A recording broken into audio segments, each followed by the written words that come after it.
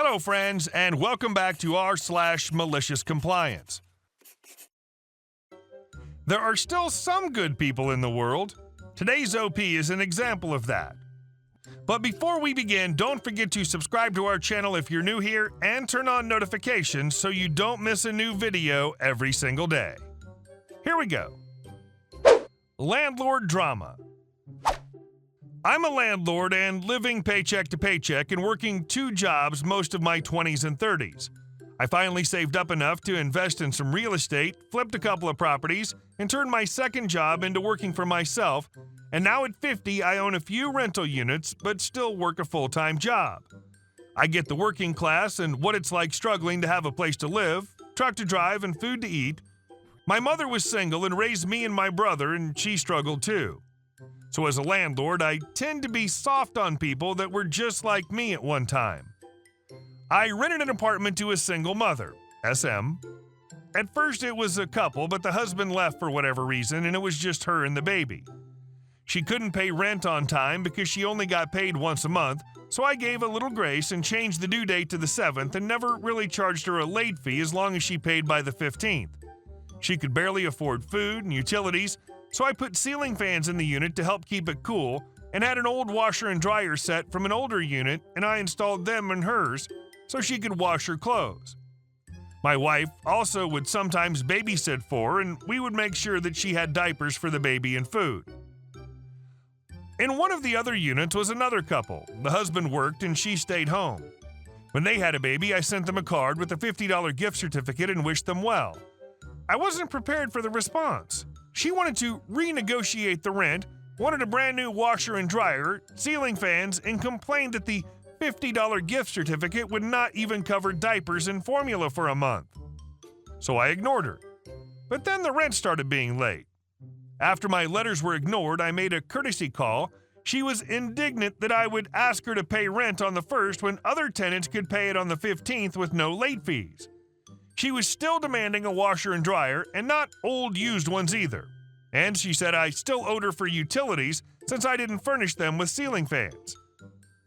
Everything I'd done for the SM in the other unit, she felt I owed her. Again, I ignored her and sent a demand for rent, on time, or pay the late fees.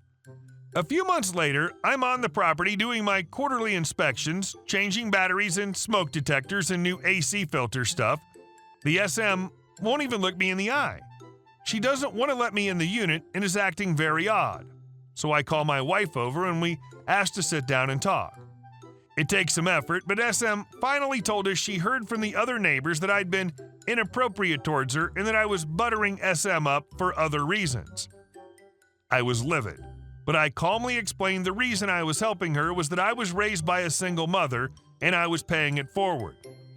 I also told SM about all the crazy demands that crazy bee made with the rent and appliances. SM was shocked. I chose not to renew the lease for the crazy woman. SM stayed a few more years before meeting someone new and she moved in with him. I still help folks that struggle, but I'm very careful not to do too much or it causes rumors and problems. You and your wife are amazing people. God bless you both. And our second story. Throw a burrito at me and see what happens. When I was 16 years old, my mom had a friend who owned a Mexican restaurant, so she got me a job for the summer. It wasn't a fast food place, but it did have a drive-thru. I'd been working there for a couple of months, and it was all right. One day I was working the window when some guy ordered a bean burrito. Where I worked, the bean burritos were like $5, so they were huge. He paid and got his food, then drove off. Instead of leaving, he drove right back around in the drive-thru. He went right past the speaker, all the way behind the car that was at the window. I figured he forgot hot sauce or there was a problem. If a customer ever complained about the food, which happened from time to time, we were happy to replace the food or refund them if they wanted. When I finished with the first car, I turned around to grab something. When I turned back around, the man was at the window and he tossed his bean burrito at me. I caught it against my stomach, and because he'd taken a bite or two out of it, I got beans all over my shirt and was dripping all down my hands. Then he said, "Here, you eat this crap," and started to drive off. I'm normally a very nice person, but I thought, oh hell no. As he was trying to drive off, I wound up like a baseball pitcher and spiked this large bean burrito through the window right onto his shoulder. It hit him and exploded like a bean and cheese-filled bomb. It erupted all over his face and coated his windshield like a thick layer of refried paint. He slammed on his brakes and jumped out of his car. That's when I realized he was a huge man now covered in beans. He left his car in the drive-thru and ran all the way around the building in a rage. He busted through the front door and threw what was left of the tortilla at me and smashed it against the wall right behind my head. He ran at me with a crazy look in his eyes, almost jumping across the counter at me. He smashed all the cups and condiments off the counter, sending them flying all over. He was screaming at me, going ballistic. My coworker comes running out from the back, saying that he's going to call the cops. Call the cops! Look at what he did! The man screamed with beans all over his face. The other customers around were all freaking out, wondering what was going on. My coworker runs back in and calls the cops. The man's screaming at me for a while till he decides he really doesn't want to wait for the cops to come. I watch him walk out and around to his car. My favorite part was watching him have to wipe the burrito filling off the inside of his windshield enough that he could drive away. I realized that I was going to get fired, so I cleaned up the mess, gathered my things, and left as soon as the next employee showed up. It was just a summer job, so I wasn't heartbroken, but I felt bad for making my mom look bad to her friend. Later that night, the owner calls my mom and tells her that she watched the video of what happened. She said that not only was I not fired, but that's exactly what she would have done in my place. I think I'm one of the few people in restaurant history to throw food at a customer and keep my job. I'm so glad you didn't get fired. Employees don't need to take crap like that from crazy people. That man had a few nuts loose to throw food at you, then get mad at you for doing the exact same thing to him? And our next story. Karen accuses me of cheating on my wife with my wife. I'm a math teacher at a really high-class, only ladies school. There we have a dress code, very formal, which is strange since we're in a beach city on a tropical country. Our principal, also owner, wants to implement the model that he saw at a school in London. Luckily, he put AC in all the rooms so we don't die, but the worst thing about the school is definitely Karen. I don't have to work with her as much as other teachers do, but when I have to, she's a real pain in the butt. She's entitled, stubborn. It's impossible to have a normal conversation with her. Also, she's always making simple things way more complicated, and I suspect that she earned something on the side with that. I never said anything because, unlike my wife, I'm a really non-confrontational person. And I'm also afraid of her position with the owner. December comes and the owner invites all the employees to a party at his mansion. It was a pool party in the middle of summer. Needless to say that no one was going to dress formally.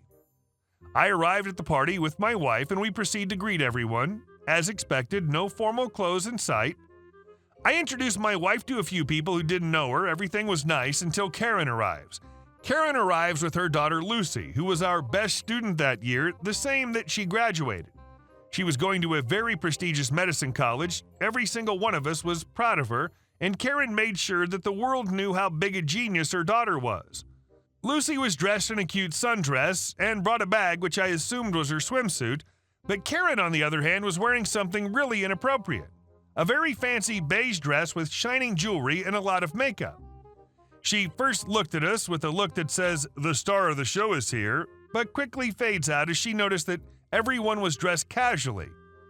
In this moment, my wife was near the pool talking to a colleague of mine, and I was on the grill with the owner. Then, Karen and Lucy greet everyone and part ways as most of the ladies were going to wear their swimsuits inside the house. A few men decided to take their shirts off and jump in the pool, while others didn't. Me, the owner, and another friend keep working on the grill. Karen proceeds to walk to us. I forgot to mention that she's the owner's niece and works at the school looking for and getting excursions and field trips. The conversation starts. Karen: "Well, looks like I'm the only one with some sense here." Owner: "I told you it was a pool party." Karen: "Well, I thought since it was one of your parties, it was expected from us," looking at me and my friend, "to have some class." Owner: "Let's see how long you endure this weather in your dress." Karen stomps off to the restroom. A few minutes later, the ladies come back, all looking incredible, especially my wife in her black bikini showing off all her tattoos. She drew a little attention and she loved it. Wife and Lucy were chatting in the poolside while others ate the food or played in the pool. When Karen comes back, she was livid, and I was the lucky one to be close enough to have a listen to her.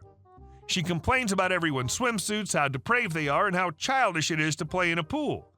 She only stops when she sees my wife talking to Lucy. Karen: "Oh my God, who is that woman?" Me: "Oh, she's with me." "She's with you? How dare you drag that woman to Mr. Owner's party?" "Well, that's because she's my—" "Stop! I don't know why you brought your side chick here, but I'm telling your wife and Mr. Owner about this now." She stomps to the poolside and grabs Lucy's arm. "Get away from this woman. She's no good for you." Lucy: "Mom, WTF?" Karen: "You should be ashamed of yourself, being a married man's mistress." Wife: "What?" Karen: "We all know that OP is cheating on his wife with you," aggressively pointing at my wife. Until this moment, everyone was shocked with Karen's actions. But now some, like me, were in pure disbelief. Others were chuckling and others were trying to hide or cringe. But my wife is not like anyone else. She starts out loud laughing and looking at me and says, "Hey babe, must be hard. I don't give you space, not even when you cheat on me?" Everyone now starts laughing, including Lucy and the owner. Karen was completely confused. I walk to my wife as she asks, and we show Karen our rings, matching with our initials. Wife: "We're happily married and completed 5 years last September." For the rest of the party, Karen was in the corner looking like a grumpy child who was grounded by her parents. The reason why I think Karen misunderstood things is because I always wear suits, so she thought that my wife must be some boring, respectable lady like her, and my wife was showing her tattoos, things that morons like Karen think diminish your value as a person. I do have some tattoos, but I always wear my suit and wasn't shirtless at the time, so she didn't see it. The reason why my wife and Lucy were so close is because my wife is a tattoo artist and has her own studio where Lucy got her first tattoo and piercing. Years later, Karen was fired and replaced with someone much cheaper and a lot more pleasant to work with. Haven't heard from her since. Please tell me Karen had a heart attack when she saw Lucy's tattoos. Hey guys, thank you all for watching the video. I'll see you in the next one.